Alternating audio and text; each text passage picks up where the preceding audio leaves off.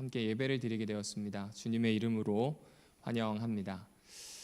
오늘 이 시간은 삼위일체론 그리고 반삼위일체 첫 번째 시간을 좀 가지겠습니다. 사실은요, 이거는 이제 막 부임한 목사에게 특권인 것 같습니다. 왜냐하면 저는 배경을 몰라요. 교회에 어떤 배경이 있는지 모르기 때문에 이단 이설과 관련되어 있는 내용들을 한번 좀 정리해 드릴 수 있는 시간인 것 같습니다. 물론 이미 알고 계신 분들도 계시겠지만 이 내용을 잘 정돈하는 것이 필요합니다. 특별히 재림교회에서도 그렇지만 기독교 역사상 삼위일체와 관련된 이단들, 이설들이 꽤 많이 있었습니다.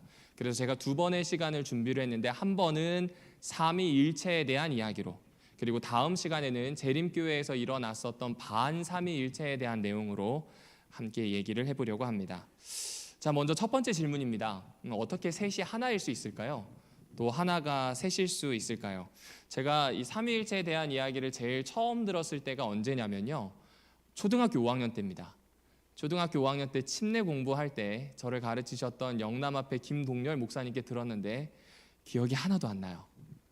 그리고 이제 그 다음에 제가 언제 들었는지를 생각해 보면 36대 신학과 가려고 영남 36 고등학교에서 시험을 준비할 때입니다. 역시 장대기 목사님께 들었어요. 기억이 하나도 안 납니다. 그리고 36대 신학과에 와서 실제로 기본교리 시간을, 지금은 모르겠습니다, 기본교리 시간을 1학년 2학기 때 저희는 했었습니다. 그 1학년 2학기 때 했었는데 역시 기억이 나지 않습니다. 언제 가장 기억하기 좋았냐면 목회 시험을 앞두고 기본교리를 거진 한 10번 읽었습니다. 그때 이제 삼위일체라든지 우리 교회가 가지고 있는 28개의 교리를 좀 잘 이해할 수 있었던 것 같습니다. 이 말은 무슨 얘기냐면 모태신앙으로 30년 이상 거진 40년 가까이 삶에도 불구하고 삼위일체라든지 교리에 대한 이야기는 대충 어렴풋한 이미지를 가지고 있지 잘 기억하지 못한다는 겁니다. 그래서 우리가 가지고 있는 그 어렴풋한 이미지를 좀 분명하게 만들어주고 다시 생각하는 것, 이것이 참 필요한 것 같습니다. 특별히 삼위일체는요, 그리스도교의 핵심 교리입니다. 여러분, 우리는 하나님이 삼위일체 하나님 맞으시죠? 네. 다른 종교와 신이 같나요? 다른가요? 달라요. 우리는 이 삼위일체 하나님께 예배드려요. 그리고 삼위일체 하나님과 더불어 생활을 합니다. 이것은 굉장히 중요한 내용입니다. 실제로 삼위일체는 우리 삶에 깊숙이 들어와 있습니다. 찬미가에서도 보시면요, 성부와 성자 성령 이 찬미가 한 개가 아니죠. 총 3-4개 정도 됩니다. 그리고 만복근원 주 하나님이라고 되어 있는데 이 외에도 삼위와 관련되어 있는 찬양이 많나요? 적나요? 많습니다. 침례 받으실 때를 기억하십니까? 침례 받으실 때도 역시 이 목사님께서 선언을 하시죠. 어떻게 선언하세요? 네, 아버지와 아들과 성령의 이름으로. 네, 저도 이제 별내교회에서 우리 어린이들을 침례 줄 때 우리 친구들이 그렇게 질문하더라고요. 삼위 하나님 그 자리에 계시냐고요. 계신다고 대답했어요. 우리가 처음에 교회에 입적하게 될 때, 신앙을 시작하게 될 때 삼위일체 하나님과의 동행을 고백하면서 시작합니다. 그런데 그럼에도 불구하고요, 기독교 역사 2000년 동안 뜨거운 감자가 있다면 아무래도 삼위일체론인 것 같습니다. 잘 아시는 것처럼 학이라고 되어 있는 건 좀 잡혀 있습니다. 그런가요? 화학이라고 하면 우리가 알고 있는 일반적인 이 화학 작용에 대한 것들이 어느 정도 정설이 있고 잡혀져 있는 학설이에요. 근데 론이라고 되어 있으면 아직도 여전히 논쟁적인 이슈들이 있는 겁니다. 그럼에도 불구하고 기독교는 이 논쟁적인 이슈를 놓지 않았습니다. 웬만하면 논쟁이 생기면 두 가지 중에 하나를 선택하잖아요. 쉽게 포기를 하거나 아니면은 그것을 끝까지 자기 것으로 만들거나 선택을 하는데 아직 다 자기 것으로 만들지도 못했습니다. 그게 사실입니다. 왜냐하면 삼위일체는 우리가 이해할 수 없는 초월하신 하나님에 대한 이야기잖아요. 그럼에도 불구하고 2000년 동안 끊임없이 가지고 있는 것은 어떤 의미가 있다는 것입니다. 반삼위일체와 삼위일체, 이 긴장 관계 속에서 우리는 늘 살아가고 있습니다. 기독교 역사에서도 보시면 동방교회와 서방교회가 분열될 때 핵심 이슈 중에 하나가 무엇이었나요? 삼위일체였습니다. 삼위일체에 대한 이슈 때문에 동서방 교회가 갈렸습니다. 그렇게 생각해 보면요, 우리가 하는 신앙생활 혹은 생활신앙, 그리고 예배, 역사의 흐름을 결정할 때 중요한 이슈가 있다면 무엇일까요? 삼위일체입니다. 자, 그런데 중요한 건요, 얼마나 알고 있는가를 스스로 자문해 봐야 한다는 겁니다. 왜냐하면요, 기독교 신학이 분명히 우리와 맞닿아 있다는 건 아는데 실제로 맞닿아 있다고 생각하기 어렵습니다. 왜냐하면요, 피부를 이렇게 맞대고 지내는 것 같지 않지 같은 그런 게 아니라 좀 난해한 부분이 있기 때문에 그렇습니다. 그래서 그런지 나는 얼마나 알고 있는지 좀 자문해보게 됩니다. 여러분은 얼마나 알고 계실까요? 또 삼위일체 하나님의 존재와 사역에 대한 설교를 좀 접해보셨을까요? 예배의 형식이 간소화되고 예배를 현대화한다는 명목에 따라서 예배에 있는 많은 예전들, 공동기도라든지 영광송이라든지 아니면 파송의 말씀이라든지 각가지 관련되어 있는 예전들이 많이 사라지기는 했습니다. 그럼에도 불구하고 이 예배는 처음부터 끝까지 누구의 손 안에 있을까요? 삼위일체 하나님의 손 안에 있고 삼위일체 하나님을 경험하게 합니다. 그럼에도 불구하고 우리는 삼위일체에 대한 이해가 감소하고 있는지 아니면 더 깊어지고 있는지 생각해 보게 됩니다. 셋이자 하나, 하나이자 셋, 인간의 지성, 언어를 좀 뛰어넘는 개념입니다. 이 짧은 문구를 오늘 설교로 다 표현할 수도 없습니다. 또 인간의 한계가 있기 때문에 하나님에 대해서 이렇다라고 정설이다라고 이야기하는 것 자체가 사실은 굉장히 하지 말아야 되는 태도입니다. 그럼에도 오늘 누구나 가질 수 있는 몇 가지 질문을 가지고 이 내용을 좀 차분히 정리하고 기도의 시간으로 좀 들어가려고 합니다. 아마 오늘 시간은 마음에 감동 있는 시간이면 참 좋겠는데 이 내용을 좀 정돈하고 마음을 정리하는 시간으로 생각해 주시면 좋겠습니다. 자, 그럼 첫 번째 질문입니다. 여러분, 삼위일체는 어디에서 나온 말일까요? 삼위일체라고 하는 말이 과연 성서적인 이야기 맞을까요? 사실 성서를 통해서 설명하려고 노력했지만요, 교회 안팎에서 공격하기 좋았던 주제가 삼위일체입니다. 특별히 로마 교회의 교리로 오해하여 이를 버리고자 했던 움직임이 초기 교회, 그리고 특별히 이 초기 교회가 아니라 초기 재림교회 신앙에서도 나타났습니다. 이 로마 교회가 가지고 있었던 교리를 우리가 왜 가지고 있는가? 성경에 문자적으로 기록되어 있지 않는 삼위일체를 우리가 왜 믿어야 하는가 때문에 밀어내기도 했었습니다. 다음 시간에 살펴보겠지만 후에 여러 과정을 거쳐서 우리는 삼위일체를 결국 받아들이게 되었습니다. 그러니까 성경에 안 나와요. 그래서 늘 비판을 받습니다. 그러나 한번 생각을 해보시죠. 초기 기독교의 핵심은요, 예수가 우리의 주인이라는 겁니다. 예수가 그리스도가 되시고 우리의 왕이 되신다는 이야기가 핵심입니다. 구약의 유일신 신앙과 더불어서 예수를 예배해야 되는 이유를 찾아야 하는 겁니다. 직전 시간에 살펴봤던 이슬람도 한번 생각을 해보실까요? 이슬람은 유일신에 대해서만 이야기합니다. 삼위일체 같은 경우에는 완벽한 이단으로 밀어냅니다.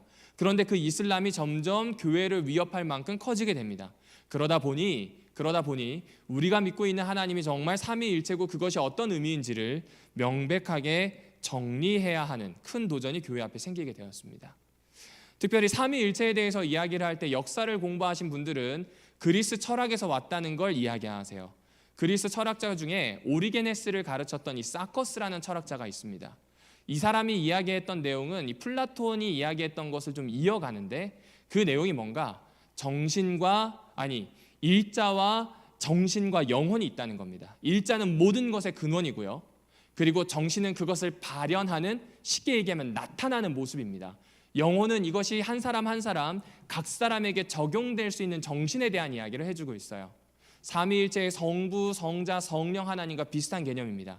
어쩌면 오리게네스라고 하는 이 초기 교회의 지도자는 그런 스승의 가르침을 다른 사람들에게 우리 하나님이 삼위일체임을 설명하기 위해서 잘 사용하기도 했습니다. 그래서 비판을 받기도 하고요. 그 비판이 지당해 보이기까지도 합니다. 그러니까 확실히 삼위일체는 성경 안에서만 비롯된 것이 아닐 수도 있다는 이야기를 하고 있는 겁니다. 어느 정도 역사적 사실을 반영하기 때문에 설득력 있기도 합니다. 그런데 여러분 잘 생각해 주셔야 합니다. 철학적이기에 비성서적이고 정치적이기에 비종교적이라고 한다. 이 말은 좀 차지해 두고 생각하셔야 됩니다. 왜냐하면 바울이 쓴 모든 서신에는 철학적인 이야기들이 나옵니다. 왜냐하면 구약 시대에 나오는 왕정 시대는 철저하게 정치에 대한 이야기들로 중심으로 하나님 역사를 이야기합니다. 그러니까 이런 이야기는 조금 뒤로 두고요. 단순하게 이분법적으로 생각하지 말고 삼위일체가 어떤 과정을 통해서 발달했는지를 살펴봐야 됩니다. 여기 보이시나요? 트리도스 혹은 트라이도스라고 있습니다. 삼위일체는 아까 말씀드렸던 것처럼 성서에 등장하지 않아요. 170년경에 안디옥이라고 하는 교회에 이 테오필루스라고 하는 사람이 하나님 말씀, 하나님의 지혜, 이것을 이야기하기 위해서 이 트라이도스라는 말을 씁니다. 그런데 여기에는 삼위일체에 대한 이야기는 없습니다. 하나님과 관련되어 있는 세 가지에 대한 이야기를 할 뿐입니다. 삼위일체의 가장 중요한 요소가 있습니다. 이건 기억해 주셔야 됩니다. 이건 오늘 설교의 핵심입니다. 삼위일체의 중요한 요소는요, 연합입니다. 무엇이라고요? 연합입니다. 성부와 성자, 성령 하나님이 어떻게 하신다고요? 연합하신다는 이야기입니다. 그래서 그 이야기가 트리니타스, 이제 이게 라틴어인데 라틴계 교부인, 라틴계 초기 교회 지도자인 테르툴리아누스가 이 이야기를 하게 됩니다. 세 인격과 한 본질이라고 하는 내용이 이 트리니타스에 들어가 있고요. 이것이 헬라어로 그리고 영어로 오늘 우리의 삼위일체로 언어를 타고 오게 되었습니다. 하나님의 본질이 얼마나 신비한지를 설명할 수 있는 가장 좋은 단어예요. 셋이자 하나, 하나이자 셋. 그래서 이단의 공격이나 유혹을 막아낼 수 있었습니다. 그러나 그럼에도 불구하고 이 단어가 라틴어이고요. 성경에 없어요. 이 단어가 나중에 그리스어로 번역이 되었어요. 역시 성경에 없어요. 그러다 보니까 그리스와 라틴 문화에 어느 정도 젖어드는 것, 그것에 유입되는 사상들을 받아들일 수밖에 없는 것도 있었던 것이 사실입니다. 그러니까 말을 어떻게 쓰느냐에 따라 의미가 너무 달라지는 거예요. 성경에다가 쓰는 트리니타스와 일상에서 쓰는 트리니타스가 다른 것처럼 사람들에게 다가오는 겁니다. 전문적인 신학 교육을 받아도요, 이해가 어려운 거죠. 참 어려웠습니다. 그런데 이 로안 윌리엄스라고 하는 성공회의 주교가 이렇게 이야기를 했습니다. 삼위일체를 주장한 자들은 당신의 선입견, 당신은 유일신이라고 하는, 딱 한 명밖에 없다는 이 유일신이라고 하는 게 일반적인 생각이었습니다. 그것을 뛰어넘어 성자가 완전히 하나님임을 주장하던 정통주의, 이제는 삼위일체가 정통이잖아요. 그 정통의 첫 번째 대변인 급진적인 사람들이었다라고 이야기를 합니다. 그러니까 기존에 가지고 있었던 유일신이 아니라 삼위일체 하나님, 물론 유일하신 하나님이에요. 하지만 셋이자 하나, 하나이자 셋이라고 하는 그 내용을 통해서 급진적으로 하나님을 이해하도록, 곧 이 땅에 오신 예수 그리스도가 하나님이심을 고백하도록 이제 차츰차츰 준비가 되었던 겁니다. 자, 여기까지 들어보시니까 어떠세요? 명쾌하신가요? 찜찜하신가요? 찜찜하죠. 저도 그렇더라고요. 역사를 살펴보니까 여기까지 보니까 찜찜합니다. 심지어 불편해요. 왜냐하면 불가능한 거잖아요. 이 불가능한 것에 대한 이야기를, 이 신비를 설명하려고 노력한 겁니다. 그럼 한번 여쭙겠습니다. 이 불가능한 줄 알면서도 왜 이 신비를 이렇게 설명하려고 노력했을까요? 제가 교회 사가들을 쭉 뒤져봤는데 이렇게 했던 이유가 있습니다. 성서가 말하는 하나님의 행동이 삼위일체적으로 나타나기 때문이에요. 세 하나님이 각각의 모습으로 각각의 위격을 가지고 일하셨습니다. 모습으로만이 아니라 그분들의 위격, 신격, 퍼스널리티, 가지고 있는 그 인격이 그대로 드러난 겁니다. 그래서 이 교회에 있었던 사람들, 역사에 있었던 우리의 믿음의 선조들이 자신들이 경험한 하나님을 추상적인 하나, 유일신으로는 도무지 설명할 수가 없는 거예요. 인간의 지성과 언어의 한계가 있지만 그것을 도전해서라도 설명해야만 하는 신비로움, 그리고 우리에게 정말 깊은 하나님을 알도록 만드는 일이기 때문에 논쟁이 된다 하더라도 이 이야기를 끊임없이 붙잡고 왔던 것입니다. 존 맥케리라고 하는 신학자는 이렇게 얘기합니다. 그리스도인들은 신앙의 핵심어인 신이라는 한 단어로 그럭저럭 살아나갈 수 없었다는 겁니다.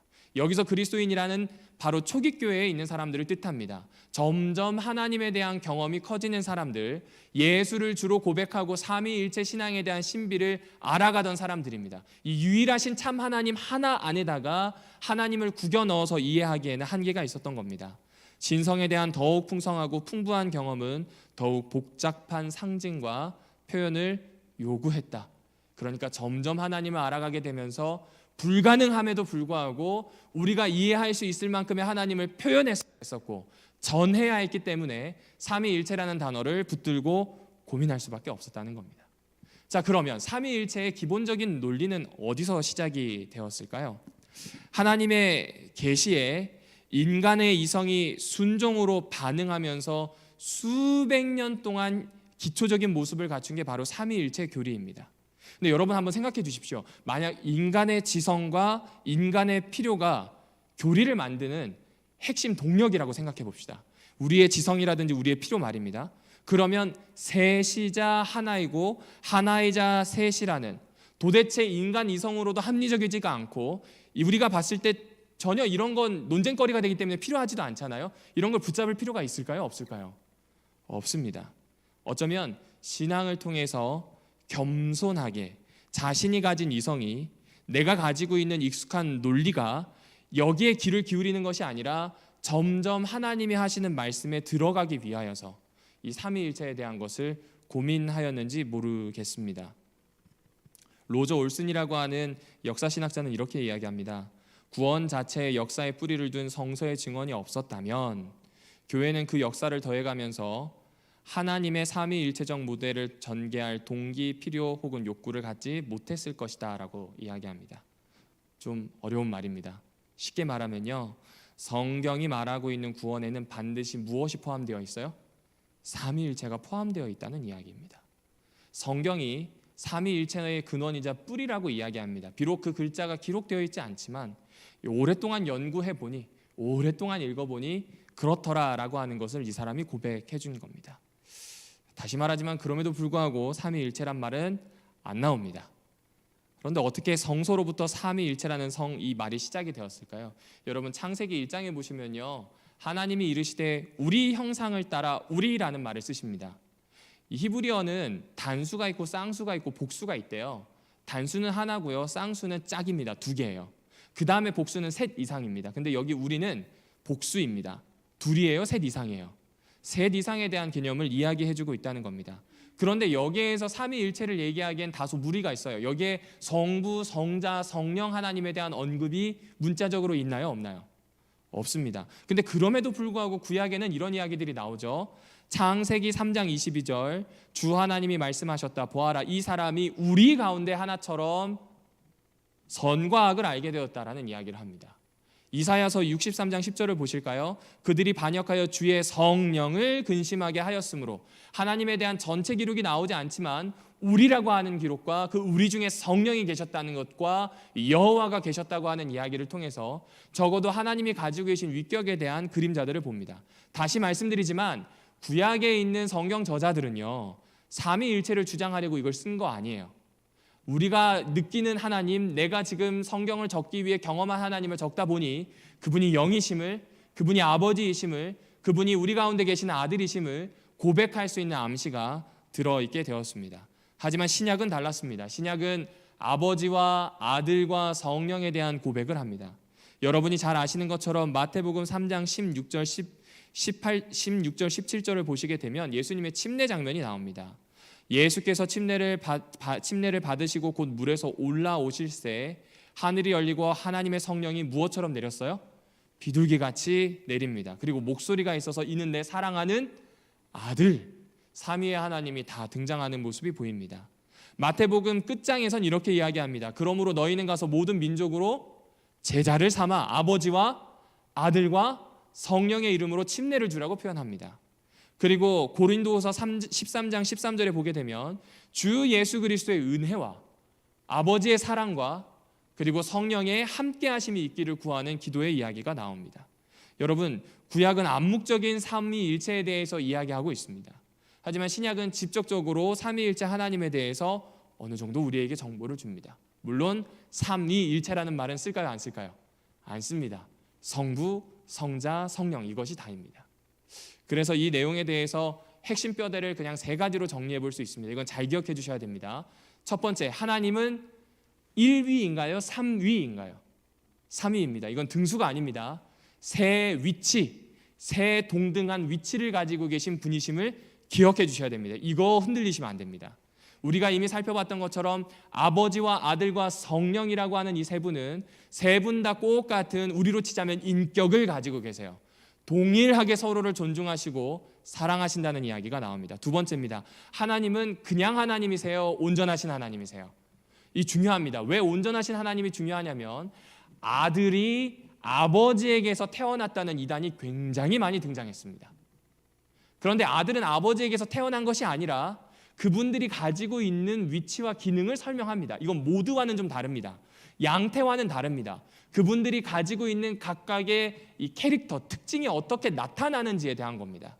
하나님이 서로에게 얼마나 순종하시는지를 보여주는 것이 아들이세요.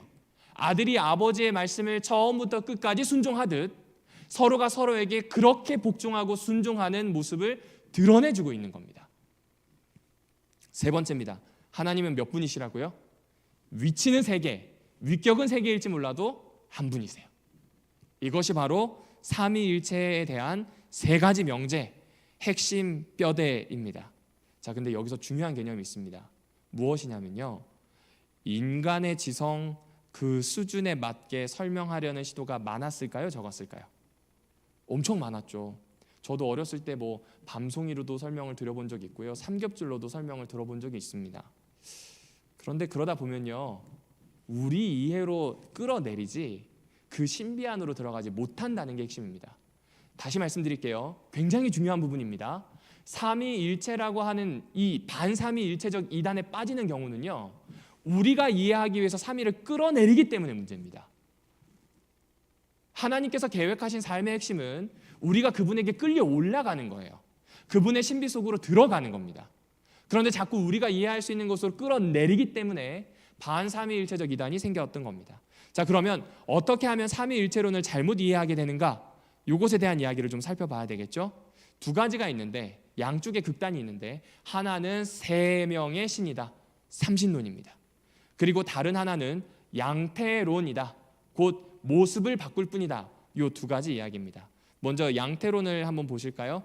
양태론은요, 쉽게 얘기하면 하나의 신성이 세 가지 모습으로 드러난다. 이 모드 아시죠? 네, 스마트 모드, 뭐 절전 모드 이렇게 하듯이 한 명의 신이 세 가지의 모드로 나오는 겁니다. 그래서 어렸을 때 들었던 이야기들 중에 이 양태론과 제일 비슷한 게 물에 대한 얘기죠. 물은 액체 상태일 때가 있습니다. 물은 얼음일 때가 있습니다. 물은 수증기일 때가 있습니다. 이게 삼위일체다, 물이라는 본질 안에 있는 삼위일체다라고 하지만 사실 이건 삼위일체에 대한 설명이 아니라 모습이 바뀌는 양태에 대한 설명입니다. 지난번 제가 잠깐 설명드렸죠. 저는 남자예요. 저는 남자인데 제 아내에게는 남편이에요. 제 딸아이에게는 아버지고요. 저희 아버지 밑에 저는 아들입니다. 맞나요? 이렇게 모드가 바뀌는 겁니다. 모습이 바뀌는 게 양태론입니다. 다른 하나는 삼신론입니다. 성부, 성자, 성령이 완전히 독립되어 있는, 뭐 하나의 신도 아니고 세 개의 신이 그냥 하나가 되어 있다, 이렇게 그냥 이 범위만 그어주는 것이 삼신론입니다. 뭐 이런 예를 들어보셨을까요? 계란이 껍데기가 있고 흰자가 있고 노른자가 있잖아요. 각각 같아요, 달라요? 달라요. 근데 하나로 묶어놓으니까 계란이라는 거죠. 이런 이야기를 합니다. 그런데 교회사에서 그리스도교 안에서 삼신론을 이야기하는 경우는 거의 없습니다. 대부분 교회 밖에서 많이 이야기합니다. 특별히 최근에 이 비교 종교를 연구하시는 분들이 많이 이야기를 하게 되는데, 이유가 뭐냐면 종교를 볼 때 종교의 역사를 가지고 뭐 대조하고 비교해봐야 된다, 이 이야기가 힘을 가졌기 때문에 그래요. 그래서 이 비교 종교 하시는 분들이 꼭 하는 이야기가 뭐냐면 다른 종교의 삼신과 기독교의 삼위일체는 유사하다, 이렇게 얘기합니다. 예를 들어 볼까요? 인도에는 힌두교가 있습니다. 그렇죠? 그런데 이 힌두교에는 신이 셋 있죠. 창조의 신인 브라흐마, 그리고 보존의 신인 비슈누, 파괴의 신인 시바가 있습니다. 그런데 그들 교리에는 트리무르티라고 하는 교리가 있습니다. 이 셋이 있어야 완벽한 신, 뭐 이런 이야기를 합니다. 삼위일체랑 비슷하다, 뭐 얼핏 보면 그럴 수 있습니다. 그러나 아까 말씀드렸습니다. 삼위일체의 핵심은 그 본질의 연합, 교제에 있습니다.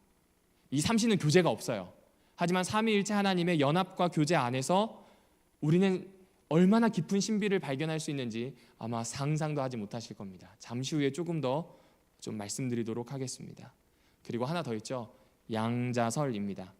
온전하신 하나님이에요. 세 분 다 동일하셔야 되는데 누군가 양자가 된 거예요. 마태복음에 나오는 예수 그리스도께서 침례를 받으실 때 이전에는 나사렛에서 사는 인간 예수이다가 그 시점이 되면서 아버지의 아들도 입양되었다는 양자론, 이것이 바로 양자설입니다. 너는 내 사랑하는 아들이라는 성부의 인정을 받은 그때부터 성자가 되었다, 뭐 이런 이야기죠. 이와 관련된 재림교회 이단들도 다음 시간에 살펴보겠지만 심심치 않게 나타나게 됩니다. 여기까지를 딱 보게 되면요, 어렵기 때문에 사색을 하는 시간이 많이 필요합니다. 일반적으로 혹은 상식적으로 이단들의 주장이라든지 그들이 하고 있는 이야기가 얼핏 보기에는 삼위일체와 좀 비슷해 보입니다. 그리고 더 나아 보이기도 합니다. 그리고 그들이 가지고 있는 이해가 인간의 이성에 좀 더 적합하게 우리에게 설명을 하는 것처럼 보이기도 합니다. 다시 말씀드리지만 그렇게 가져가게 되면요, 삼위일체의 신비에 대해서 삼위일체가 가지고 있는 우리가 아직 더 발견하지 못한 진리에 접근하기가 더 어렵습니다. 이 횃불 트리니티 대학의 김진혁 교수가 이런 이야기를 했더라고요. 삼위일체라는 가장 깊은 신비를 마주하게 될 때 단순화하고 싶은 유혹을 피하자는 겁니다. 우리의 부족함을 인정하는 겸손함이 가장 중요한 자세입니다. 이해할 수 있어요, 없어요? 없어요. 우리가 가지고 있는 가장 겸손한 태도로 그분을 좀 더 알아가는 출발점이 어쩌면 삼위일체인지도 모르겠습니다. 그래서 그런지 삼위일체나 혹은 반삼위일체 이단들을 공부할 때는 사실 저도 부담이 됩니다. 왜냐하면 제가 이해한 것을 100% 어떤 말로 전달할 수 있을지도 잘 모르겠고 들으시는 분들이 오해 없이 들어주셨으면 하는데 그게 참 어렵습니다.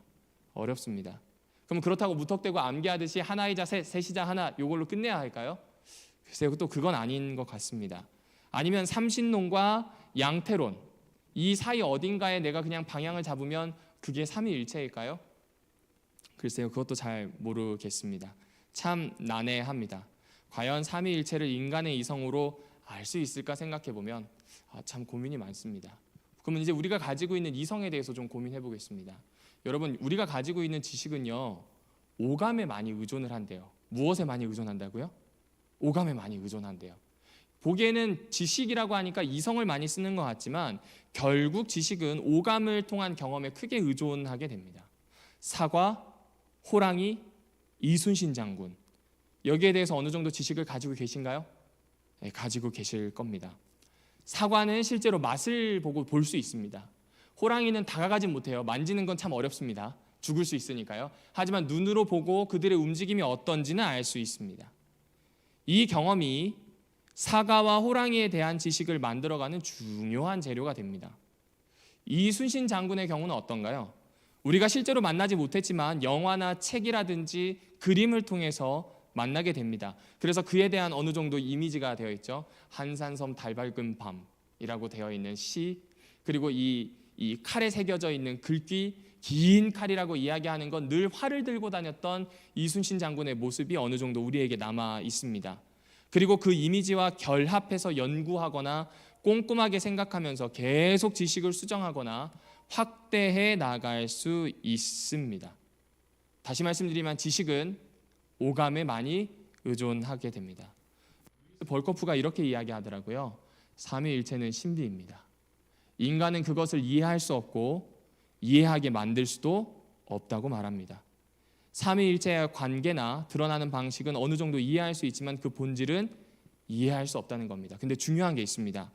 교회에서는 제거할 수 없는 어려움이 있는데 그것은 뭐냐면 삼위일체의 신비를 교회가 설명하려고 하겠지만 사실상 교회를 위협하는 오류를 피하는 방식으로 삼위일체 교리를 형성해 왔다는 겁니다. 이게 무슨 얘기냐면 삼위일체를 강화하고 이해한다는 것의 핵심은 삼위일체에 대한 이해가 깊어진다라고 생각할 수 있지만 오히려 이것과 관련되어 있는 이설들을 밀어내면서 삼위일체가 성장해 왔다는 겁니다. 그만큼 이해하기가 어려워요. 왜 그럴까요? 우리의 경험이라든지 우리가 가지고 있는 오감으로 하나님을 걸러낼 수가 없기 때문에 그렇습니다. 우리의 경험이란 그물로는 절대 잡히지 않는 물고기가 삼위일체 하나님이시기 때문에 그렇습니다. 삼위일체 교리는 하나님의 신비에 대한 충분한 설명보다는 잘못된 가르침으로부터 교회에서 우리의 신앙을 돌보는 기능이 오히려 더 맞겠다 싶습니다. 그만큼 어렵습니다. 자, 그런데 제가 이렇게 찾다가 재밌는 사람을 하나 만났습니다. 성 빅토르 리샤르라고 하는 사람이 삼위일체 신비에 대해서 다음과 같은 이야기를 했는데 여러분은 얼만큼 이 이야기가 이해가 되시고 동의가 되시는지 한번 들어봐 주시면 좋겠습니다. 하나님은 사랑이시고 완전하시기에 그 사랑도 완전하다. 사랑은 언제나 사랑받는 사람과 사랑하는 사람을 필요하다. 그런데 사랑하거나 사랑받는 사람이 완전하지 못하면 그 사랑도 완전할 수 없다. 그렇게 완전한 사랑은 동일하게 완전한 인격 사이에서만 일어난다. 사랑에서는 기쁨이 솟아난다. 하지만 사랑의 기쁨을 자기들만 향유한다면 그들은 이타적 존재라 할 수 없다. 오히려 완벽한 사랑은 이타적이기 때문에 기쁨을 둘의 관계를 넘어서까지 누군가에게 나누고자 한다. 그런 의미에서 흘러넘치는 기쁨을 받고 그 기쁨을 풍성하게 만들어줄 세 번째 완벽한 존재가 있어야 완전한 사랑이 성립한다. 즉 완전한 사랑은 논리적으로 완전한 존재, 셋이 전제될 수밖에 없다입니다. 이 이야기가 언제 생겼냐면요, 토마스 아퀴나스라고 하는 정말 걸출한 신학자 시절 그 즈음에 있었던 리샤르라고 하는 신학자가 한 이야기입니다. 토마스 아퀴나스는 신이 존재하는 건 알겠대요. 그거 증명할 수 있대요. 근데 삼위일체는 어떻게 증명이 안 된대요. 그러니까 증명이 어려운 거예요. 그 증명이 어려운 가운데 이 리샤르라고 하는 사람은 다음과 같은 이해를 우리에게 준 겁니다. 사랑이라고 하는 것을 묵상한 거예요. 왜곡될 수 있는 개념에서 벗어나 하나님의 진득한 그 신비 안으로 들어가기를 초청해주고 있는 겁니다. 어쩌면 이 그림으로 나타나는 것 같지 않나요? 여기 보시게 되면 완전한 사랑이 완전한 존재 사이에서 왔다 갔다 하게 됩니다. 이때는 둘이겠죠? 그런데 그 흘러넘치는 기쁨이 또 다른 완전한 존재를 향해 나아갑니다. 왜냐하면 사랑은 완전한 사랑이어야 하고 그 완전한 사랑을 나눌 수 있는 셋이 전제가 될 때만 사실은 사랑은 완벽해요. 사랑의 특징이 이타적이기 때문에 둘에서 머물지 않고 흘러나가기 때문입니다. 삼위일체를 설명합니다. 그런데 그 사람이 가지고 있는 논리를 그대로 가지고 한번 그리스도인들을 이해해 볼까요? 그리스도인들은 성부와 성자 성령의 관계에서 삼위일체 하나님이라고 하는 이분이 계시고 내가 있고 이웃 혹은 너라는 존재가 있을 겁니다. 삼위일체 하나님을 통해서 내가 완전한 사랑을 경험합니다. 그 사랑에 서로 소통하게 돼요. 그분 덕분에 완전한 사랑이 무엇임을 알아가게 됩니다. 이 기쁨은 유한한 존재인 우리를 뛰어넘어 버립니다. 그래서 내가 아닌 너라는 존재를 향해 나아가게 만듭니다. 굉장히 중요한 포인트입니다. 하나님 앞에서의 나만 생각한다면, 그리고 만약 그것이 나의 구원이라고만 한다면 하나님의 완전한 사랑은 어쩌면 온전하게 경험하지 못했다라고 볼 수 있는 거죠. 그렇습니다. 이 리샤르의 논증은 삼위일체 하나님을 이성으로 파헤친 것이 아니에요. 논증이라고 하지만 사실은 셋이 어떻게 하나인지 이 추상적인 논의에 집중하신 것이 아니라 하나님이 가지고 있는 그 신비가 무엇인지 사랑에 빗대어 깊이 묵상해 본 겁니다. 그 사랑을 묵상하게 되면 자기 중심적으로 왜곡되어 있는 자아를 벗어나게 만드는 힘이 여기에 있음을 이야기하는 겁니다. 그래서 그 모델은 이렇지 않을까요? 완전한 사랑이신 하나님이 사랑의 대상인 나에게 은혜와 사랑을 주십니다. 그래서 나는 그분을 사랑하게 됩니다. 거기에서 흘러넘치는 기쁨이 기쁨의 대상인 너, 이웃을 향해 나아가게 됩니다. 완전한 사랑이신 세 분 하나님이 맺고 계신 그 관계가 이제는 그분을 통해서 나와 이웃을 향해 나아가는 그런 구조가 바로 삼위일체라는 겁니다. 사변적이거나 딱딱한 이야기가 아니라 매우 실제적이고 실천적인 이야기입니다. 그래서 어쩌면 삼위일체는 관계에 대한 이야기인 것 같습니다. 여러분, 마틴 부버라고 하는 유대인 철학자가 있는데요, 이 사람의 이야기를 조금 발췌해 왔습니다. 태초에 말씀이 계시니라라고 하는 요한복음 1장 1절을 이 사람은 이렇게 표현합니다. 태초에 관계가 있었다. 왜냐하면 그 말씀이 하나님과 함께 계셨고 창조를 하셨고 하나님이셨다고 표현합니다. 마틴 부버는 거기서 통찰을 한 거예요. 삼위일체의 핵심은 무엇이라고요? 관계가 핵심임을 보게 됩니다. 세 분 하나님은 서로에게 완전히 열으셨어요. 서로에게 완전히 개방적이셨고요. 깊은 관계 속에서 함께 활동하셨습니다. 인간의 창조와 인간의 구원을 위해서 말입니다. 상호 교류하셨습니다. 이 상호 교류가 얼마나 기뻤냐면 본인들에게 머물지 않고 하나님의 형상을 창조하는 것까지 나아가게 됩니다. 그런데 우리가 가지고 있는 인격을 볼까요? 현대인들은 개인주의적입니다. 특별히 저희 세대와 저희 아래 세대가 더 그런 것 같습니다. 각 개인의 고유한 판단, 행동 능력이 인간 그 자체를 이야기한다. 이게 이제 개인주의입니다. 그러니까 개인이 중요합니다. 너 없어요. 내가 있어야 돼요. 그렇다 보니까 아무리 내가 윤리적인 존재가 되려고 해도 내가 제일 커져요. 나라는 존재가 제일 커지니까 너는 작아집니다. 사실 윤리라고 하는 건 너와 나 사이에 있어야 되는 거잖아요. 누군가에게 매너를 지키거나 누군가에게 사람의 도리를 다한다라고 하는 이 누군가가 있어야 되는데 개인적이다 보니까 내가 너무 강조가 되는 겁니다. 그런데 삼위일체는 그것 다 차치하고 제일 첫 번째로 관계에 대한 이야기를 해요. 내 관계 안으로, 그러니까 하나님 입장에서 우리 삼위의 관계 안으로 너희들을 초청한다는 거예요. 그리고 그 관계가 있어야 나의 정체성을 안다는 겁니다. 이거 굉장히 중요합니다. 지금 같은 경우에는 내가 나다워야 한다고 이야기하는 시대이지만 삼위일체는 삼위 하나님이 맺으시는 관계가 그분들을 드러내신 거예요. 하나는 성부, 하나는 성자, 성령으로요. 리샤리의 이야기를 하자면 하나는 하나님, 하나는 나, 하나는 이웃. 그 안에서 나다움을 찾고 너다움을 찾을 수 있는 건 이 관계 안에서 찾을 수 있다는 겁니다. 어렴풋한 상상이나 이미지나 생각으로서의 너가 아니라 진짜로 있기 때문에 나와 관계 맺고 살을 부비고 사는 너 말입니다. 그가 있어야 내가 누구인지 안다는 겁니다. 여러분 혹시 아랍인들에게 책임감을 느끼시나요? 노숙인에게 혹시 책임감을 느끼십니까? 가족에게 책임을 느끼시나요? 여러분이 책임을 느끼고 있는 그 이웃과 살을 마주하고 얼굴을 마주하고 관계를 마주할 때 사람은 자기를 알아간다는 게 삼위일체의 핵심입니다.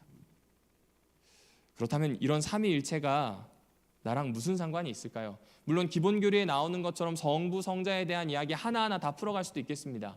그런데 이 관계 안에서 이야기하는 이 삼위일체는 과연 우리에게 어떤 이야기가 될까요? 다시 초기교회로 좀 거슬러 올라가겠습니다. 예수님을 구원자로 인정하고 예배의 대상으로 삼게 됩니다. 근데 그걸로 충분하다고 생각했었어요. 굳이 성서에도 없는 교리적인 논리라든지 말을 해가면서 삼위일체를 형성할 필요가 있겠느냐라고 하는 게 4세기 정도 되는 교회에서 나왔던 질문이라고 합니다.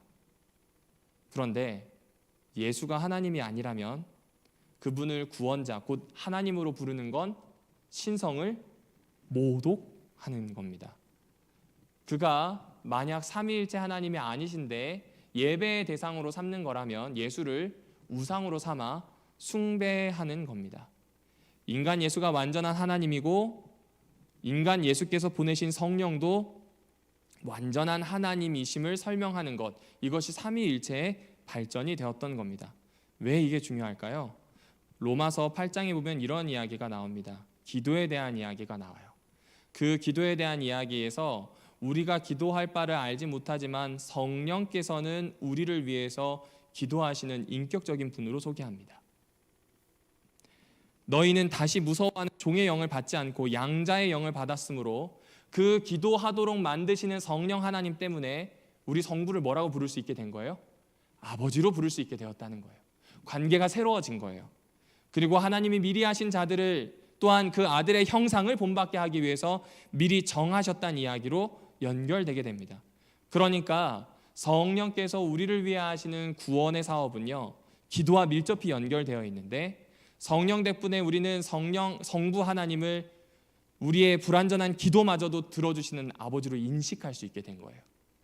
그리고 성자는 우리가 본받아야 할 분, 우리의 처음 되시는 분으로 알고 살아갈 수 있게 된 겁니다. 다시 말하면 이제부터 우리는 하나님의 자녀로 살아갈 수 있는 것이 바로 삼위일체에서 열린 이야기입니다.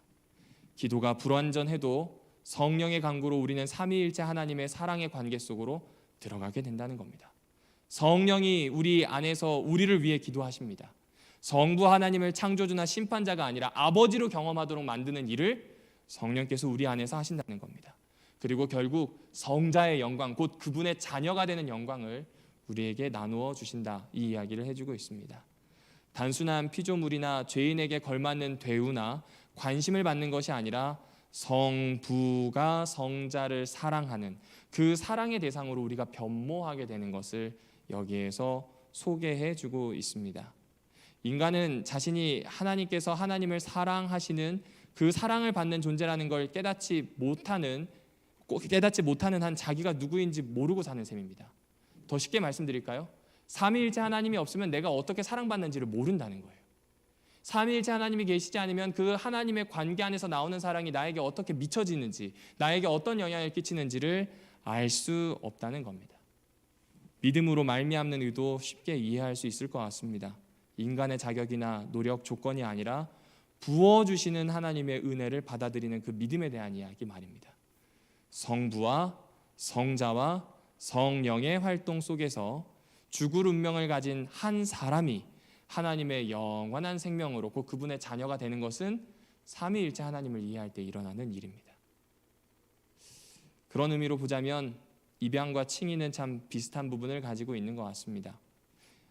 자녀는 자신의 미래를 걱정하거나 야곱과 에서처럼 아버지의 호의를 얻고자 다툴 필요가 있을까요? 없을까요? 없습니다. 입양은 부모를 성공적으로 모방한 자녀들이 숙지해야 하는 목표가 아닙니다. 가족의 특성이나 유전자를 주입해서 그 결과가 나오는 것도 아니라는 이야기입니다. 오히려 입양은요, 법적으로 상태가 변하는 거예요. 제가 피 한 방울 섞이지 않았지만 예를 들어서 최종숙 집사님의 아들이 된다고 해볼게요. 입양이 된다고 해볼게요. 피 한 방울 섞이지 않았지만 법적으로는 저는 이제 최종숙 집사님의 아들이 되는 겁니다. 입양이 된다면요. 그럼 이때부터 어떻게 되는가? 새로운 관계, 새로운 정체성, 새로운 성품, 행동이 점차 그 부모로부터 나에게 반영되는 겁니다. 하나님의 말씀은 우리가 하나님 나라의 의로운 상속자임을 소개해주고 선언해주고 있습니다. 동일한 말씀이 즉각적으로 우리가 새 창조의 이 실제를 실존적으로, 도덕적으로, 사회적으로 반응하도록 만들어준다고, 하나님과 서로 상호 작용하도록 만들어준다는 이야기가 삼위일체 안에 숨겨져 있습니다. 다시 말씀드립니다.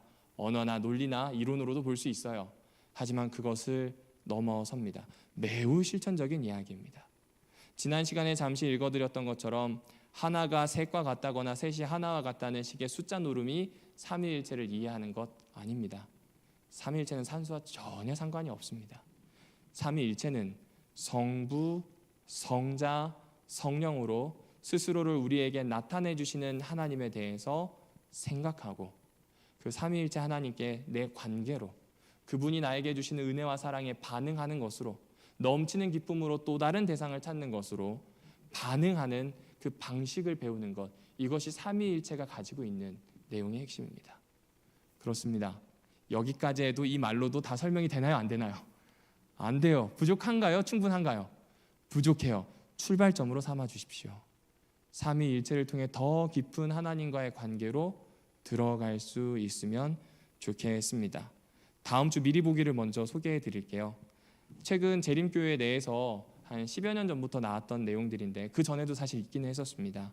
예수 그리스도의 영원한 신성과 성령의 위격을 부정하는 사람들이 생겼습니다. 핵심이 뭐냐면 아버지와 아들과 성령의 이름이 아닌 오직 우리를 구원하신 예수의 이름으로만 침례를 받아야 한다는 주장이 일어나게 된 겁니다. 이 전남 나주 다도면의 고형진 씨와 강원도 귀례 인근에서 이 홍영선 씨의 이 책을 펴내는 일을 통해서 이 주장들이 좀 시작이 되었습니다.